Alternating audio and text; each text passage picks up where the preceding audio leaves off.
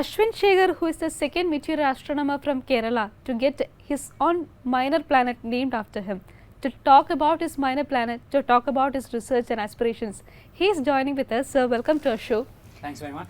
So, let's start by talking about your own minor planet, 33928 Aswin Sekhar. Well, the process is there are some legends in astrophysics who actually nominated my name without me knowing about it, and it went to the International Astronomical Union Nomenclature Committee, and I'm given to understand that these senior scientists they were citing my work in meteor science, and in recognition of my work in meteor science, they nominated me for this honor.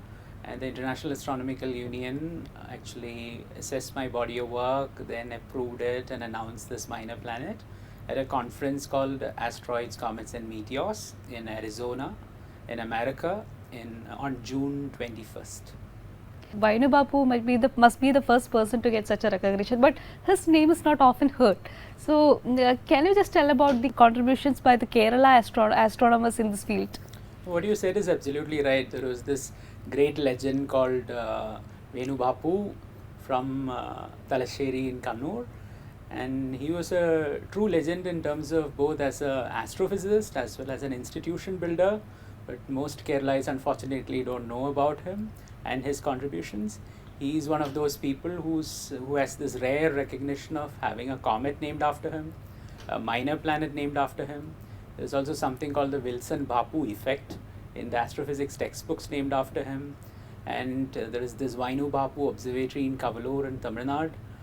The biggest optical telescope in India for such a long time was named after him, and he is also the founder of Indian Institute of Astrophysics, which has lots of branches in different parts of India, and it has trained a whole generation of astrophysicists in our country. So I think Venu Babu truly is a pride of Kerala, and he was the first person from Kerala to have this minor planet honor. And in general, I have always found that he is one of those rare individuals who has this gift of building institutions as well as doing research in the best efficiency as he can. But his name is often not heard anywhere. That is very unfortunate, right? Yes, that's very unfortunate in the sense that there are lots of articles, media articles, people have written about him. There are few people in social media who mention about him, but I think probably in Kerala to have his name immortal, probably some good filmmaker should consider making a movie about him, because sometimes the films has the maximum reach to the general public. So just like most people came to know about J.C. Daniel through this movie by Kamal, I think some good filmmaker, if he can make a movie about Venu Babu, I think then his name would be it would get the place it deserves in our Kerala society.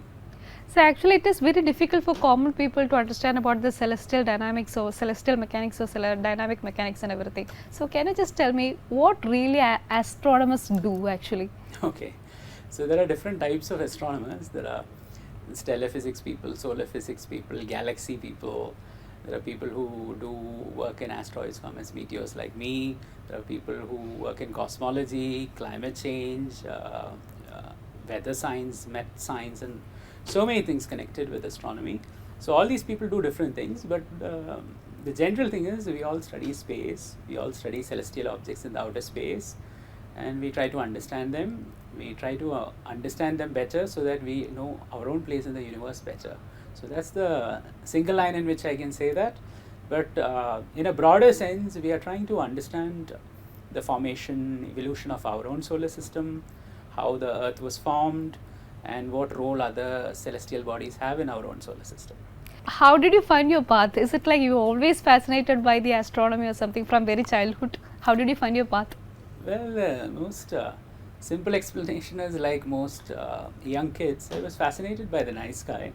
And I grew up in a small town in the Palakkad district in Kerala called Uttapalam and Sarplasheri and so on. When I was growing up in my 1980s and 90s, there was hardly any light pollution. So it was pristine night skies above the river Bharatapura. And it was pretty amazing to look at the sky at those times. And there are a couple of things which comes to my mind which actually triggered my interest specifically. I remember going to my uncle's place in Nagaland, close to Kohima. It was posted in Assam Rifles, and I had a look at beautiful Nagaland skies there, and I saw a beautiful comet in 1997 called Hale-Bopp. It was one of the most spectacular and brightest comets at that time. That actually triggered my interest to study more about comets. Then in 1999, I remember there was something called the Leonid's meteor storm. And this Leonid's meteor storm was almost like celestial fireworks on the sky. And my uncle, Krishna Warrior, who used to be a scientist in SIDAC in Trivandrum, he encouraged me to look up the sky.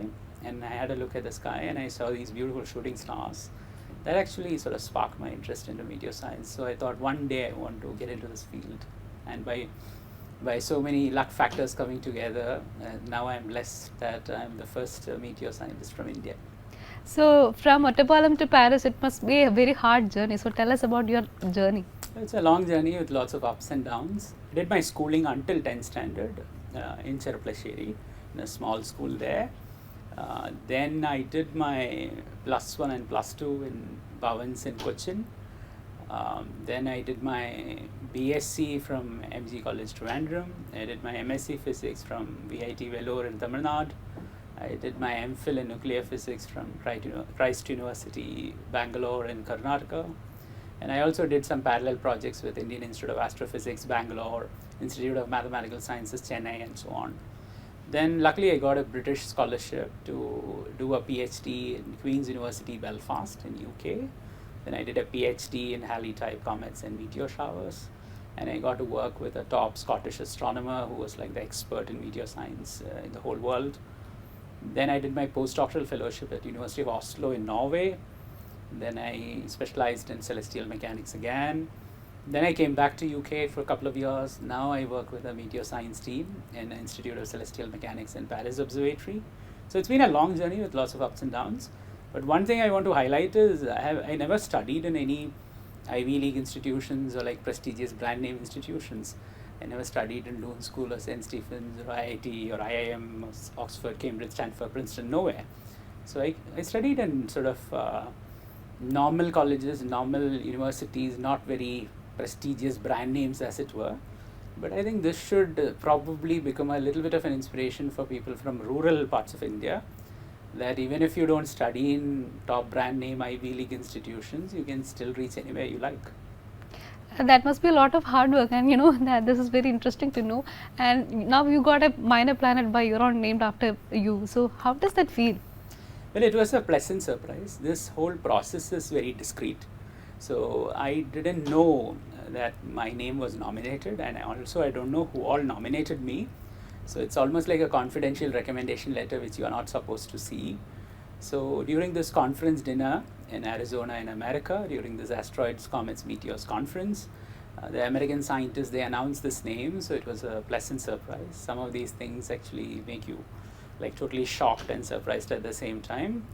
But then I also felt this is an indirect recognition to many meteor scientists before me, because ours is a very small field. There are hardly 100 people working in the whole world in my field. So there are a lot of people who haven't got the recognition they deserve in their life. So I feel this is like a bit of homage to them. I don't see it as a personal achievement. So yes, we do have very small count of astronomers. So how can we inspire our children to into this field? Well, I would say the best way is you encourage them to send them to science museums, planetariums and so on. Many science museums and planetariums in Kerala as well as other parts of India, they do an excellent job in inspiring kids, doing programs for them and so on. Plus, another thing I have seen when I went to America, all the centers of NASA, they have a dedicated visitor center, dedicated team to take care of visitors and so on. So I wish more space agency centers and nuclear reactor centers in India, they also open up to the public. They still do a lot of programs these days, but I kind of feel if we can do more programs more frequently, and if more centers can open up, we can inspire more kids in India. But actually in India, the space is all about ISRO, more or less all about the ISRO. So we should introduce our children to the other institutions also, right? Absolutely. So what I would encourage is the college students and the university students, if we can do like a short research project in some of these top institutes in India, it can be anything. I mean, I'm not particularly saying everyone should become astronomers or astrophysicists. whatever their tastes are, whether it's biology, chemistry, mathematics, physics, whatever area of pure science you are interested in, there are plenty of opportunities to actually do a research project with a top scientist in a research institute, and then you get a flavor as to what the whole research process is. Then if you really like it, continue a career in science, and that I think is the best stepping stone to become a scientist. What can be done, especially within the rural area? Well, I would generally say more scientists should write about science and research and education to general media. So both the mainstream national media as well as the regional vernacular media, so that it reaches more people. Plus, I think if we can send rural kids to more science education centers, like I said, science museums, planetariums, and so on, I think that would certainly create a spark in them. Plus, we can also make the labs more interactive. So one suggestion I have is, when you, let's say, teach about electromagnetism, try to have a lot of magnets around you, try to play with it, and try to understand the nature happening around us and so on. Plus, another thing is, every school in our country, they have microscopes, but hardly schools have telescopes, right? So we should probably have one telescope as well in every school, because in a lab exam you see 50 different microscopes. With that same amount of money, you can easily buy 1 or 2 telescopes. So it would be good to have the appreciation for the micro world as well as the macro world. What is your current focus? So to follow up on this Perseids meteor shower, there is also a reason why it is special for me, because my own research has actually focused between something called a 3-body resonance, which is almost like a gravitational dance between Jupiter, Saturn, and Perseids meteor showers. And my study actually explained as to why in certain years you would have very intense shooting stars coming from this meteor shower. So I was the first person to find out this 3-body resonance in meteor streams. So in that way, it's kind of special for me. So that's one of my research projects. The other project is about trying to learn more about threats from outer space. So as you can imagine, some of the asteroids, when they come close to the Earth or when they collide with the Earth, it can be a dangerous risk for our own planet. So my present research actually focuses on trying to forecast some of these risks and try to understand the impact analysis and collision risk probabilities and so on. So having your own minor planet must have been made you more responsible, right? It has made me more responsible, yes. And one of the conditions of International Astronomical Union to name an asteroid in the name of someone is that that particular asteroid shouldn't have any collision risk with Earth, because that will be a pretty bad PR, right? If after all an asteroid with the name of a human which comes and collides with the Earth. So they actually check the calculations and try to understand the orbits of some of these asteroids, and they ensure that whatever asteroid is named in honor of someone is actually safe and it wouldn't come close to Earth. So as a renowned astronomer, do you have any plans for the kids in Kerala? I would love to work with different schools and education departments to bring more students into science and make more young kids in Kerala as scientists in future. Over the years, I have already done a lot of science outreach programs. So I have worked with, I've given talks at these MRS schools in tribal areas. I've actually tried talking to lots of students in rural and tribal areas and conducted programs to inspire them, arranged sky gazing sessions for them, brought telescopic teams for them to show some interesting objects in the sky. Because one of the things kids would really love is to look through a telescope, see the craters on the moon, see the moons of Jupiter, see the rings of Saturn, and all these things are possible with reasonably small telescopes. So one of the reasons why I was saying that it's possible that all schools can have telescopes is because you can actually buy a telescope with about 20,000 to 30,000 rupees these days. So it's not that expensive for most of the schools here. So if you can invest a lot for microscope, we can also invest something for one telescope, which would actually enhance the spatial view of students, right?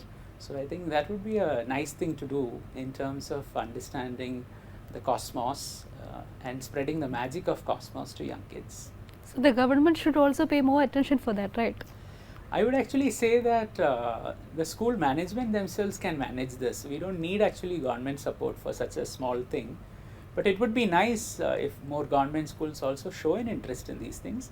And in general, I have always seen that the ministers and officials here are very positive and supportive. So if you put forward a new idea which has some resonance and which is useful for younger generation, they are certainly very receptive, and they have always been very nice and supportive to me. So India, in India, actually the field of astronomy is facing so much of technical difficulties, right? Yeah, in general, funding pure science is always a difficult thing, because some of these huge telescopic projects, like for example, this James Webb Space Telescope costs about $1 billion. So it's not easy for one nation or one particular department to fund the whole thing. So we have to prioritize these things, and India in a way is involved in many of these top end projects in its own way. And presently I think India has a good stakeholdership in lots of these huge mega science projects. What major advancements can we expect in the near future in the field of astronomy? I would actually say that the most hot topic these days is exoplanets. So as you know, there are lots of planets outside our own solar system, and the biggest challenge is to find life outside solar system. So I would actually say the present estimate, we have about 10 to the power 22, which means 1 with 22 zeros. So many exoplanets in the universe. So it's very unlikely statistically that Earth is the only place with life. So I'm pretty sure, even if it doesn't happen in my lifetime, I'm pretty sure very soon we would actually find some Earth-like exoplanet outside. We'll find an exoplanet with habitable conditions. We'll also eventually find an exoplanet with life. So all these things you see in Hollywood movies like alien life and collisions with Earth and all these things, they are pretty real. They are not totally imagination and totally like literature kind of stuff. These things are also part of proper science. So in future I am pretty sure we'll find contact with some alien civilization, and it will be an amazing way to understand even life outside Earth.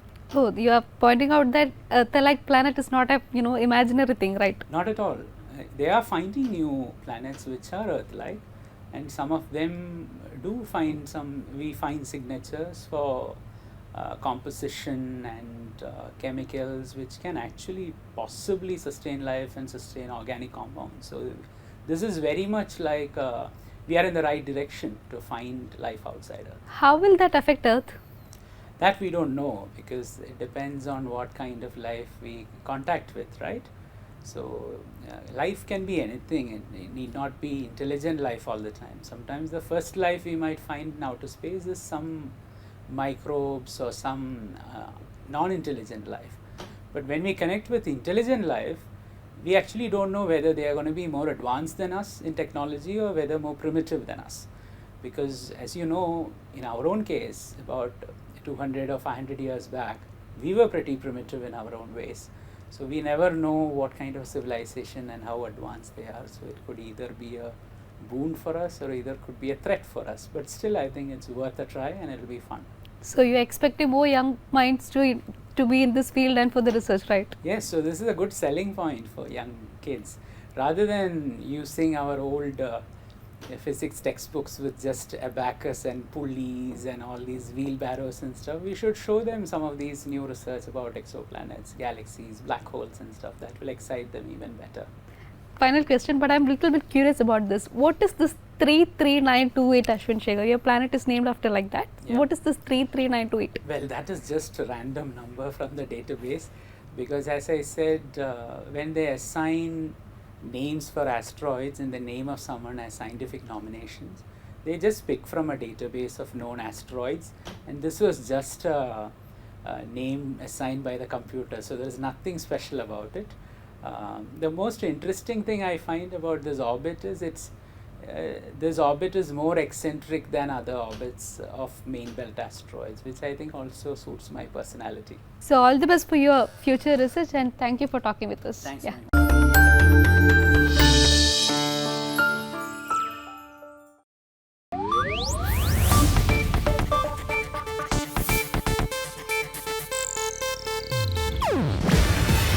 ಇದು Asianet news network ಪ್ರಸ್ತುತಿ. ನೀವು ನೋಡ್ತಿದ್ದೀರಾ Asianet ಸುವರ್ಣ news.